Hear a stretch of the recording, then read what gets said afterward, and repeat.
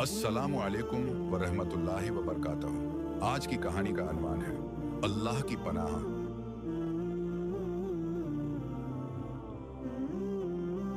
एक छोटे से गांव में अहमद नाम का एक लड़का था। अहमद बहुत मेहनती और शरीयत का पाबंद था, लेकिन एक मसला था। वो सुबह की नमाज अदा करने में सुस्ती करता था। वो हमेशा देर से उठता और फज्र की नमाज कज़ा कर देता। एक दिन उसके वालिद ने उसे एक कहानी सुनाई। एक शहजादा एक खूबसूरत किले में रहता था। उसका एक मामूल था। वो हर सुबह सूरज निकलने से पहले किले के बाग में टहलता और वहां मौजूद फूलों की खूबसूरती से लुत्फ अंदोज होता। एक दिन शहजादे ने महसूस किया, बाग में फूल पहले से ज्यादा खूबसूरत हो गए हैं। शहजादे ने बागबान से पूछा, आपने क्या खास किया है कि फूल इतने खूबसूरत हैं?